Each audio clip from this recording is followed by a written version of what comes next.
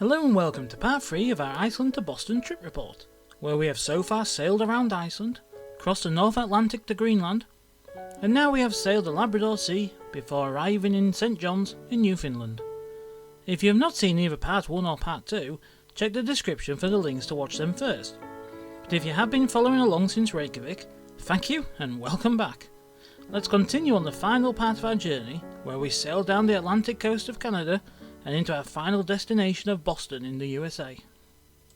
After leaving Greenland, we had a couple of days at sea, which proved to be a great chance to relax, recharge our batteries, and get ready for exploring Canada.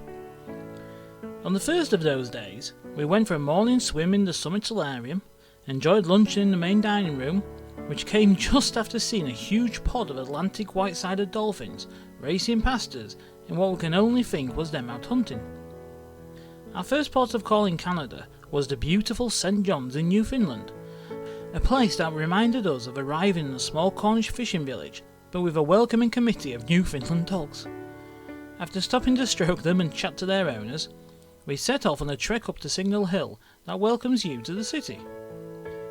You can take a tour up the hill to see the fortress, guns and mortar at the top, or you can walk straight up the road from the downtown area, but we decided to take the North Head Trail. It wasn't well signposted from the town, but we knew the direction we needed to head in, and some friendly locals pointed us in the right direction. There is a signpost when you get to the start of the trail, and that is when we found out it was rated as medium to hard, but thankfully it wasn't too long. The walk sees you constantly going up and down steps, so it's best for those without mobility issues, but the views throughout your walk are stunning. They also include great views back to the town and to where your ship is docked, which makes for a great photo opportunity. Unfortunately, when you get to the end of the headland, the views change from the sea and the town to the uphill climb to the end of the trail, which includes a long and incredibly steep finish. Your reward for doing the trail is to finish at the beautiful Cabot Tower, although having people step off buses and take the short stroll to the tower from the car park after doing such a trek to get there is slightly annoying. After walking the roadway back to the downtown area, we simply strolled around the streets, took far too many photos of the brightly coloured houses found throughout St John's, before heading to the main shopping area to pick up some gifts. The sail out of St John's is an impressive one, and certainly one we would recommend heading up to the top deck to take in. We would have another day at sea before arriving in the Nova Scotian port of Halifax, our final port in Canada and our last port of call of the cruise, before arriving at our disembarkation port of Boston. Halifax was a small shock to the system after being in some of the most remote ports available on a mainstream cruise, but despite its size and the level of industry there, it is still a beautiful port in its own right. We actually started our day on shore, heading out of the city and down the coast to the beautiful village of Peggys Cove, which is famed for its archetypal North American lighthouse. This is arguably the most popular excursion to do in Halifax, and whilst that meant it was busy for the whole time we were there, it was definitely worth the trip and made for some great photos, especially as you stroll around the village itself, which, helped by the clear blue skies that greeted us, once again gave us fond memories of visiting Cornwall in our childhoods. Upon returning to Halifax itself, our driver drove up to the Citadel and allowed us to stop for some photos before heading back down to the cruise terminal. For those who haven't visited Halifax, the waterfront has a long boardwalk that takes you to a number of the key sites in the town, and there has been a real effort made to make it an enjoyable place to walk along. It starts from the cruise terminal and stretches for about 2.5 miles, but as it is perfectly flat and you are constantly walking past points of interest, it is an easy walk to enjoy. There are a number of boat rides offered along the front, a few museums, plenty of gift shops, and soon after you leave your ship there is a street food market offering plenty of chances to try local food, including lobster rolls, beaver tails and poutine.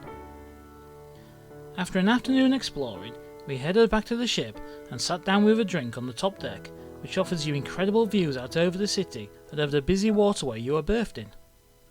Next to the cruise terminal is a small island, called George Island, that almost acted as a roundabout for us and Holland America's Zuidam to sail around as we both left at the same time. We now just had one solitary sea day left on board the Summit before arriving at our final destination of Boston, but any thought of sunbathing, whale watching or other outside activities soon disappeared as we woke up to constant blasts of the foghorn as visibility was down to just a few metres. Thankfully, there was plenty happening inside the ship to keep us entertained before having to repack our bags and get ready to disembark the next morning. As is always the case when we go to the US, the process was slow, thanks mostly to the immigration staff's outdated equipment that constantly kept breaking, but unlike our experiences at other cities such as Orlando and New York, the staff in Boston remained friendly and professional. That continued at our hotel, who not only allowed us to check in early, but they also upgraded our room for free, which coincidentally gave us a view of the summit. We only had 2 days in Massachusetts before flying home to the UK, but we managed to pack plenty in. Although a big city, the actual downtown area is relatively compact and easily walkable, which is helped by the Freedom Trail, a walk around the city where you follow a red brick line taking you from one tourist site to another. The trail is around 2.5 miles in length, although if you are like us, you will consider leave it to explore the areas that you visit, as it takes you from the Boston Common to the North End and over to the Bunker Hill Monument. We also use the city's metro to head to Fenway Park and to the famous universities of MIT and Harvard.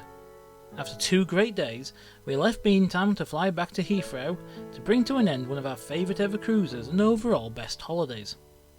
So all that remains to be said is thank you so much for coming along this journey with us, and see you next time.